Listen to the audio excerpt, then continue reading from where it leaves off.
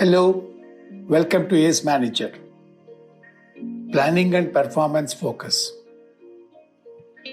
ACE 35. Annual Budget and Quarterly Operating Plan. Annual budget is the most common financial planning document and is quite widely in use. Organizations set performance targets for the next financial year and express them in terms of financial statements and results in their annual budget.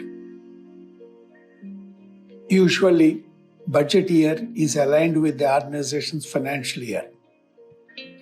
Whether there is a 3-year business plan or not, targets set in the annual budget are usually desired improvements over the previous year's performance.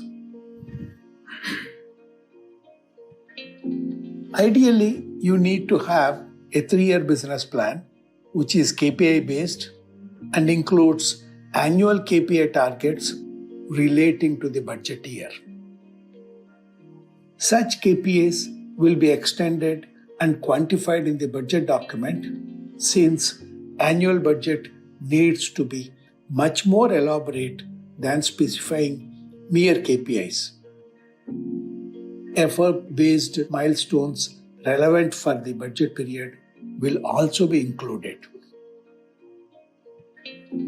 Product, service segment-wise revenues, operating efficiencies like material consumption norms or wastages, and energy consumption where relevant, departmental overhead budget, CapEx plan, working capital norms, and projected cash flows are all relevant for the budget document. Quarterly breakup for both outcome and effort-based milestones will be a part of the annual budget.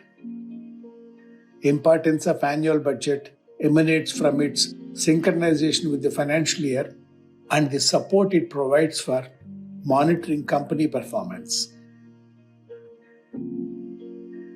There can be reasonable clarity for CapEx, working capital needs, and cash flows if adequate attention is paid to available details at the time of compiling the annual budget.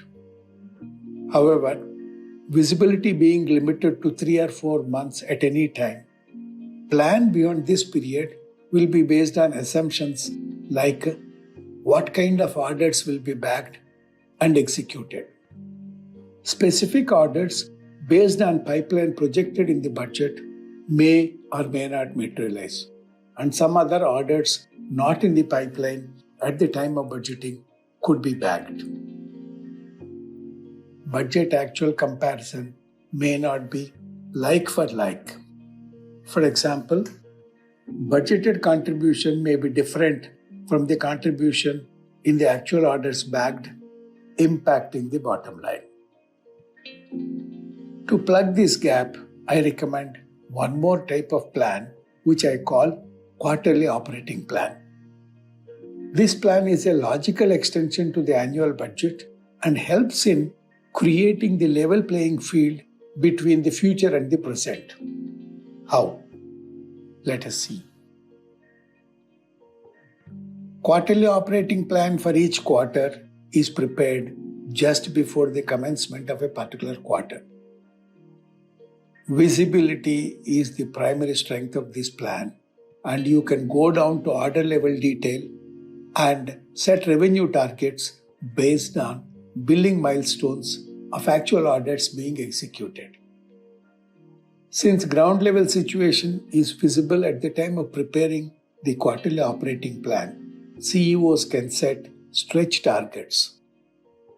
After the quarter has ended, you can compare actual performance against quarterly operating plan to a level of granularity that truly unacceptable performance variances can come to surface in an organized performance review for management action.